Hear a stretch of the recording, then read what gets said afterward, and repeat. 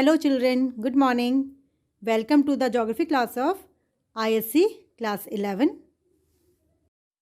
Today we will study chapter 30 strategies for conservation of biodiversity. We will study from page number 402 to page number 407. First of all, let us go through the objectives of the chapter.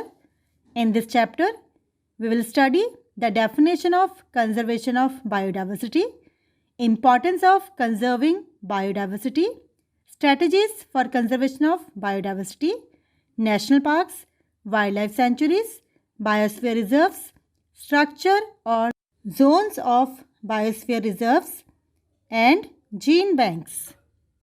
Before we start the class, let us go through the technical terms that are related to today's topic. The first term is biodiversity. The term biodiversity refers to the variety of living organisms. Biodiversity brings together the different species and forms of life, animal, plant, insects, and others, and their variability, that is to say, their dynamics of evolution in their ecosystems. The second term for today is pollution. Pollution is the introduction of harmful materials into the environment. The third term is sustainable. Sustainable means able to be maintained at a certain rate or level or to exist constantly. The next term is biosphere. The part of the earth and its atmosphere in which living organisms exist or that is capable of supporting life is termed as biosphere, or in other words we can say that biosphere is a narrow zone of contact between the atmosphere, lithosphere and hydrosphere, and life is possible here. The next term is national parks. National park is an area which is strictly reserved for the betterment of the wildlife and biodiversity, and where activities like developmental, forestry, poaching, hunting, grazing or cultivation are not permitted. Next we have in situ conservation. It is the methods of conserving all the living species, especially the wild and endangered species, in their natural habitats and environment. In situ conservation of biodiversity includes biosphere reserves, national parks, wildlife sanctuaries, etc. Next term is ex situ conservation. It is the process of protecting an endangered species, variety or breed of plant or animal outside its natural habitat. For example, by removing species from a threatened habitat and placing it in an area, artificial environment which is similar to the natural habitat of that species and within the care of humans. Ex situ conservation of biodiversity comprises of aquariums, botanical gardens, cryopreservation, DNA banks, zoos, etc. The next term is wildlife sanctuaries. A wildlife sanctuary is an area where animal habitats and their surroundings are protected from any sort of disturbance. Corbett National Park in Uttarakhand, Ranthambore National Park in Rajasthan, Bandipur National Park in Karnataka are some of the wildlife sanctuaries in India. Biosphere reserves. Biosphere reserves are areas of biodiversity where not only flora, that is plants, and fauna, animals, but human settlements that are closely dependent on nature for their survival are protected. Some important biosphere reserves of India are Nilgiri Biosphere Reserves in Tamil Nadu, Kerala and Karnataka, Sundarbans Reserves in West Bengal, Nanda Devi Biosphere Reserves in Uttarakhand. The next term is buffer zone. The area surrounding the core zone, that is the central zone in a biosphere reserves, is the buffer zone. Here, only research and education activities are permitted to humans. The next term is transitional zone. Transition zone or area of cooperation is the outermost or peripheral area of biosphere reserve where people live and work using the natural resources of the area in a sustainable manner. Botanical gardens. A botanical garden or botanic garden is a garden dedicated to the collection, cultivation, preservation, and display of a wide range of plants labeled with their botanical names. Zoological parks. Zoological park is a place where various living animals are kept within enclosures displayed to public and may be used for study. For example, Alipur Zoological Garden in Kolkata. Indigenous plant. Native plant that grows locally in an area is known as an indigenous plant. They include plants that have developed, occur naturally, or existed for many years in an area without human interference. Trees, flowers, grasses, and other plants come in this category. Gene banks. The place where seeds and cuttings from a large variety of plants are kept is called a gene bank or a seed bank. Orchards. An orchard is an area of land on which fruit trees are grown.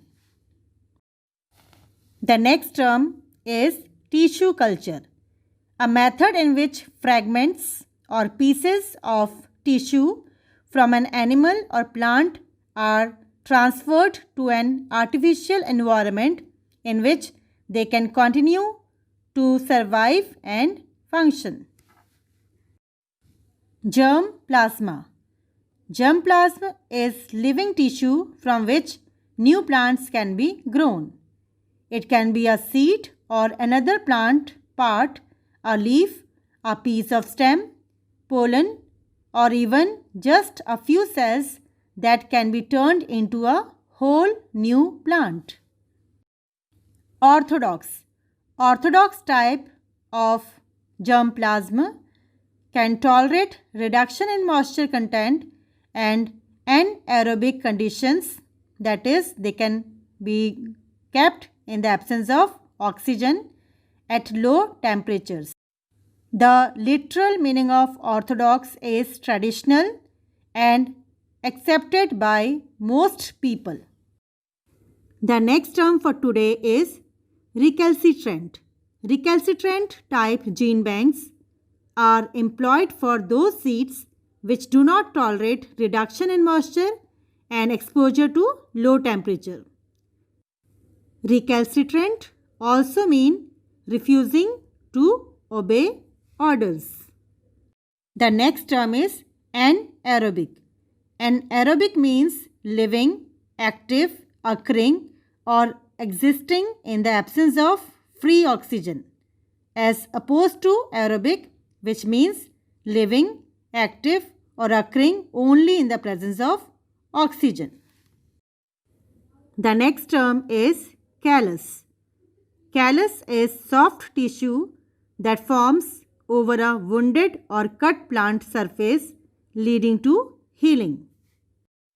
The next term for today is genotypes. A genotype is an organism's set of heritable genes that can be passed down from parents to offspring or children. Cryopreservation, the process of cooling and storing cells, tissues, or organs at very low temperature to maintain their viability, is termed as cryopreservation. The last term related to today's topic is vegetative propagation. Vegetative propagation is a method of plant reproduction that occurs in its leaves, roots, and stem. This can occur through fragmentation and regeneration of specific vegetative parts of a plant. For example, we grow rose by cutting its stems and planting it in the soil to get a new plant. Now children, let us start the chapter with some definitions. Biodiversity is a unique gift of nature to man. Pollution and overexploitation by man have resulted in great loss of biodiversity at all levels. Sustainable use of biodiversity has become imperative for the human race. At the same time, conservation of biodiversity is a vital issue for the protection of plant and animal life. Conservation of biodiversity can be defined as proper use of biosphere so that it may give maximum benefit to the present generation while maintaining its potential to meet the needs and aspirations of the future generations.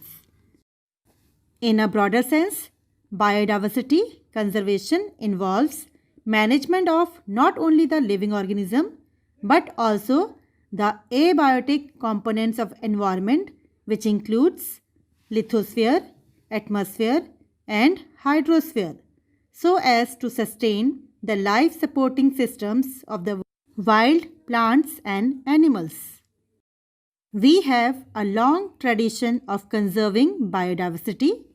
Our cultures and religious philosophies are full of references which remind us of our responsibilities for maintaining our natural assets and conserving our biodiversity.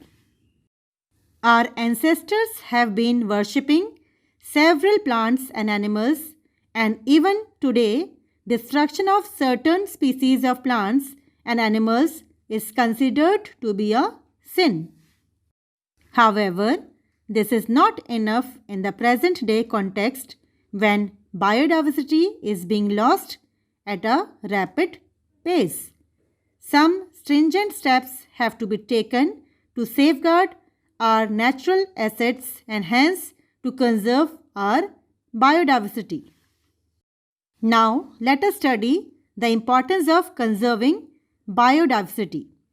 The very fact that conservation of biodiversity is advocated by all the countries of the world at the international level, it is a clear indication of great importance that biodiversity has for mankind. Besides being of great economic importance, biodiversity occupies a significant place from the viewpoint of ecology.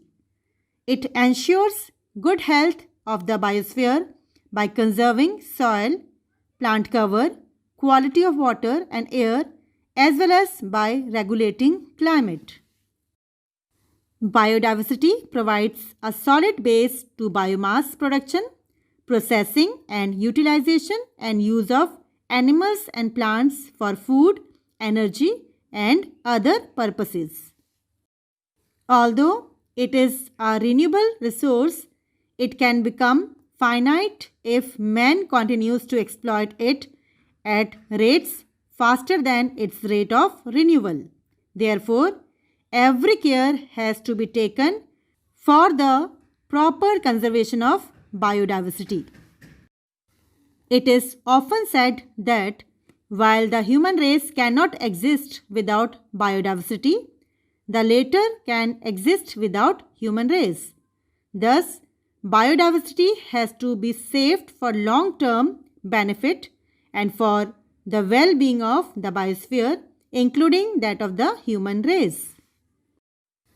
Now children, we will study about the strategies for conservation of biodiversity. Strategies for conservation of biodiversity are divided into two groups, namely in situ conservation and ex situ conservation. Now we will discuss about both in detail. First, let us study about the in situ conservation.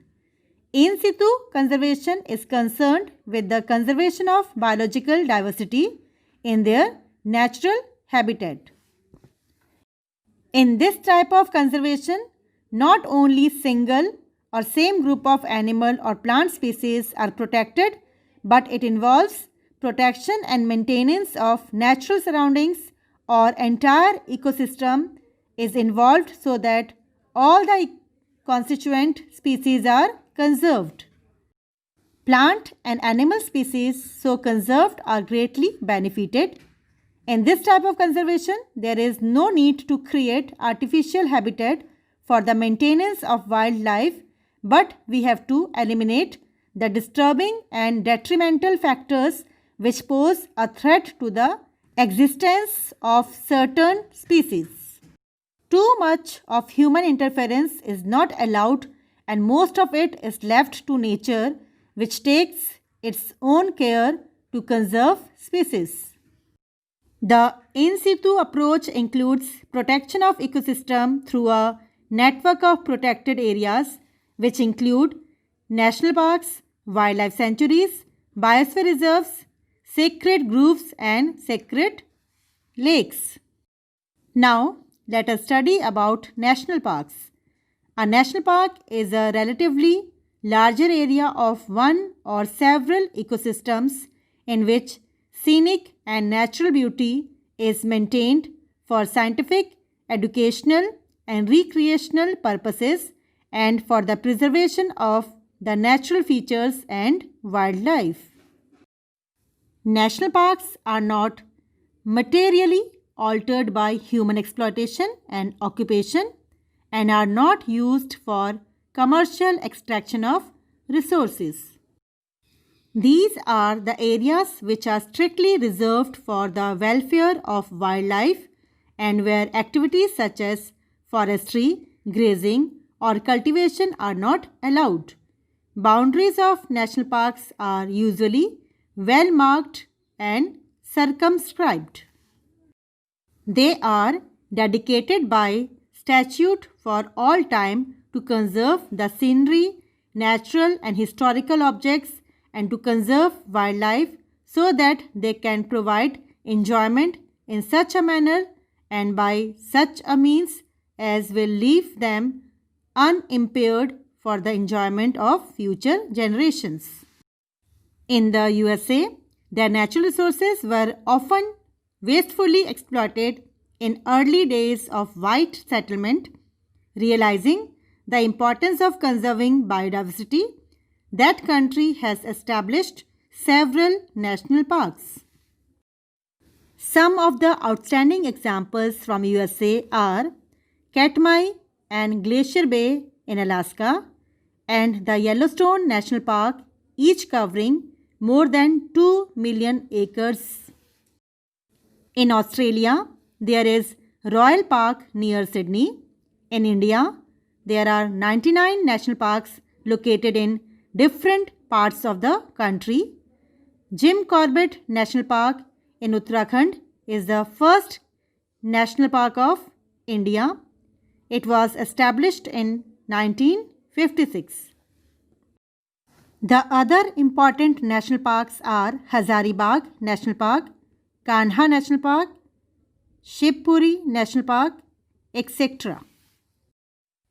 The amount of protected land under national parks throughout the world has grown rapidly in the last few decades, yet it accounts for only about 3% of the Earth's land surface, which is far short of 10% deemed necessary by the World National Parks Congress in 1982. Now children, let us study about the wildlife sanctuaries. Wildlife sanctuaries are the type of nature reserves declared by the Forest Authority with sanction from the government in which killing, hunting, shooting and capturing of any animal is prohibited. However, controlled biotic interference such as harvesting of timber collection of minor forest products, tourist activities, etc. are allowed in a wildlife sanctuary.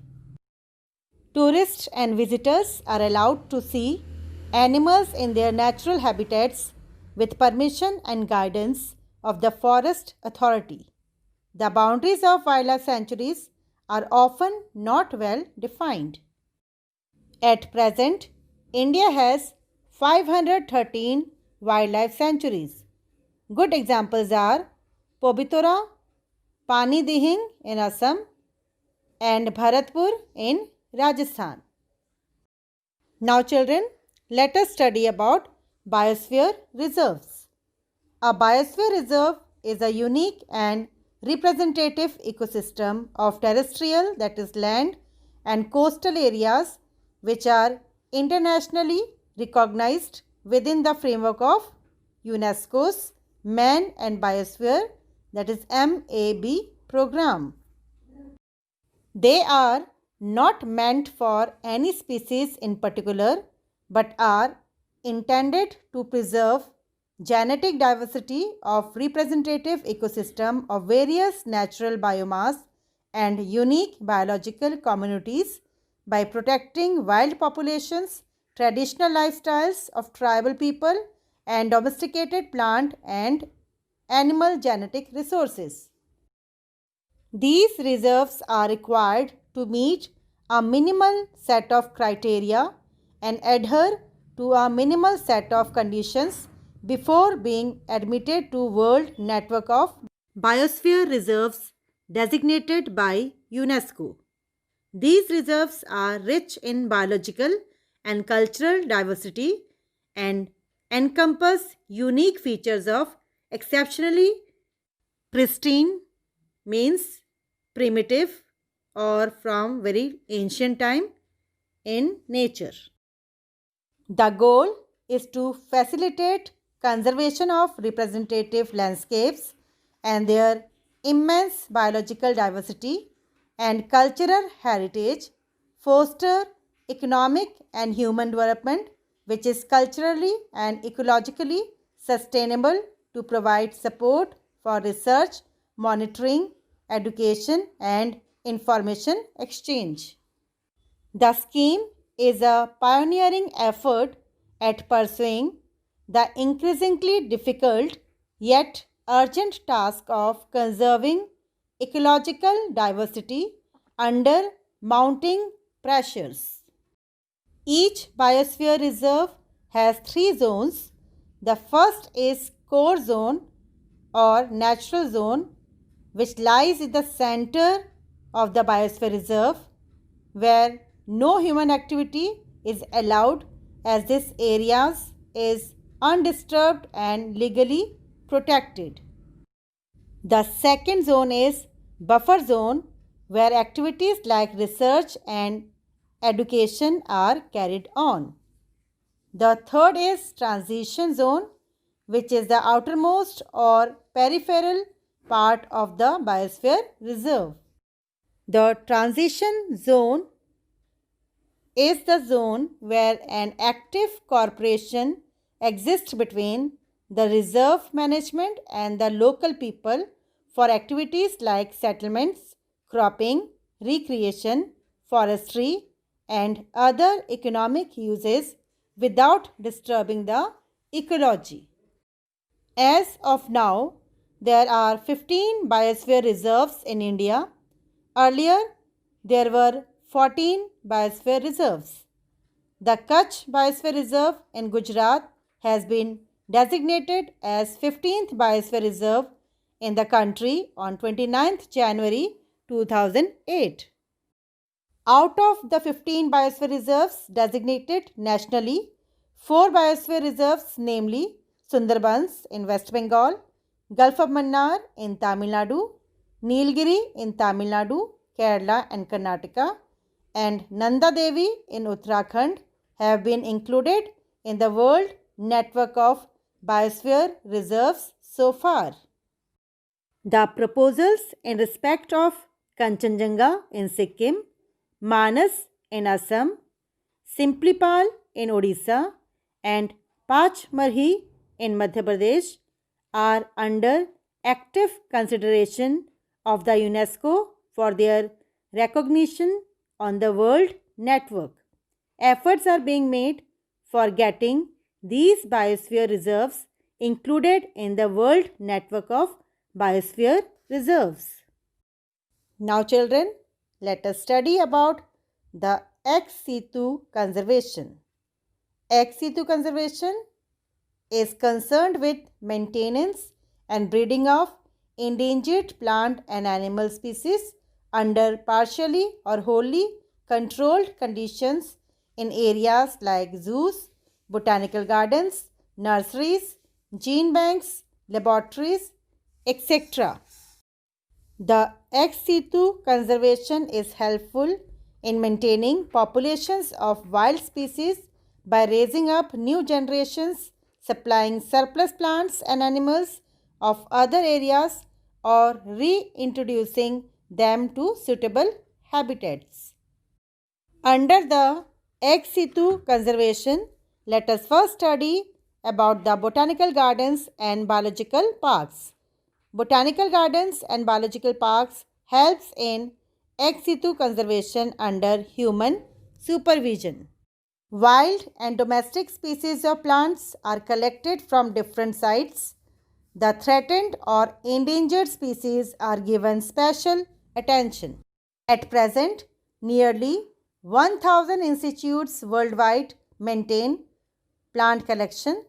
The Royal Botanical Gardens at Kew, England was established in 1759.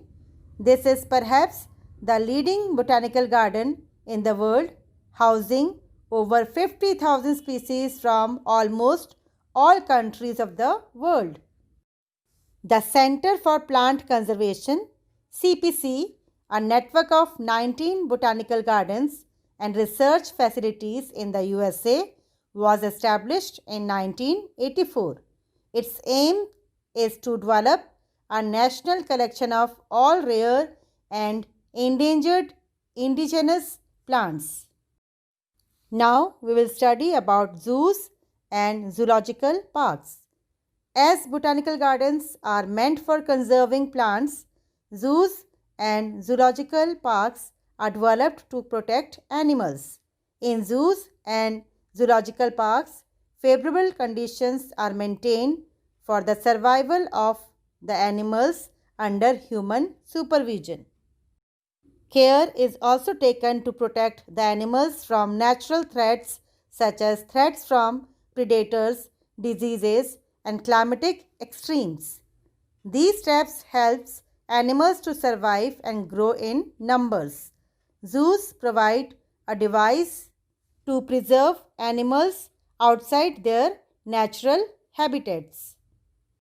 Most modern institutions focus on caring well for small number of species. They are dedicated to four interrelated objectives: education, recreation, conservation, and research. The best zoos strive to meet the physical and psychological needs of their animals. Zoos provide a strong device for preservation of animals at the global level. They promise a real hope reservoirs of species and genetic diversity. Currently, there are about 800 zoos and zoological parks which maintain about 3000 species of mammals, birds, reptiles, and amphibians. Most of them are equipped with well-managed captive breeding. As the number of animals in captive breeding increases, some of them are selectively released in the wild forest so that they can lead their natural life. Now, we will study about gene banks and their role in conserving biodiversity. Gene banks are defined as stocks of viable seeds or seed banks, orchards, tissue culture, and frozen germplasm. Field gene banks are other ways of preserving genetic resources.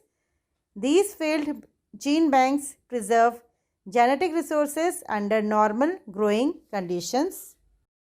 Seed gene banks are the most easy way to store germplasm of wild and cultivated plants at low temperature in cold rooms.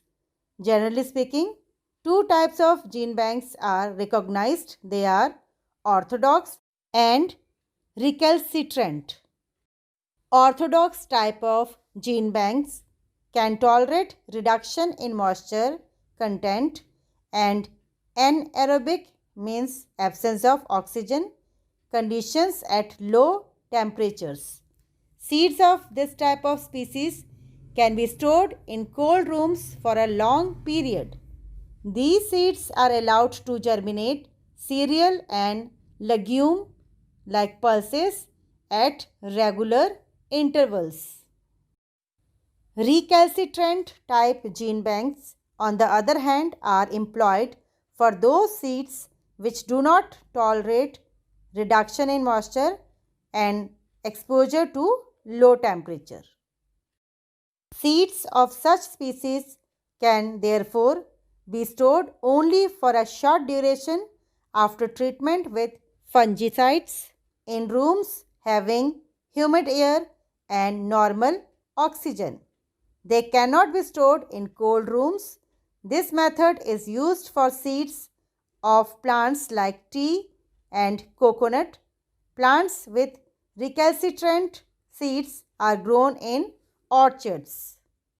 Tissue culture is another method in which pollen grain or shoot tip of plant is collected, especially from those plants which are either seedless or have recalcitrant seeds. These collected tissue samples are grown in artificial nutrient media, thereby forming callus from which full plant body develops at a later stage. This is an important method for maintaining a large number of genotypes in small areas, especially for protecting endangered and hybrid species. Tissue culture method is widely used for protection of banana and potato seeds. Often, seeds, plants or animal cells and tissues, embryos are to be preserved for a long period of time. Such type of storage is facilitated by cryopreservation, which means storage at ultra low temperatures.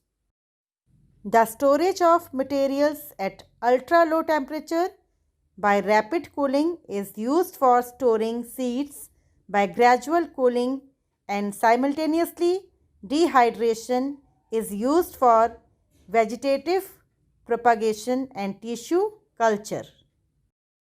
So children, with this we come to the end of the chapter. Hope that you have understood the chapter properly. Let us now go through the objectives we have done in today's class. Today we have studied the definition of conservation of biodiversity, importance of conserving biodiversity, strategies for conservation of biodiversity including in situ conservation and ex situ conservation, national parks, wildlife sanctuaries, biosphere reserves, structure or zones of biosphere reserves and gene banks. Now it is a time for you to take your homework. Your homework is to read from page number 402 to page number 407. You have to solve and learn exercise 2nd and 3rd of this chapter. You also have to write the answers of a few questions in your fair copy. I will read the questions for you. The first question is, define conservation of biodiversity. What is its importance? Question number 2, what do you mean by national park? Discuss the role of national parks in the conservation of biodiversity. Question number 3, what do you mean by wildlife sanctuaries? What is the role of wildlife sanctuaries in the conservation of biodiversity? Children, we will very soon meet in a new video with a new topic. Till then, take care, keep exploring. Thank you.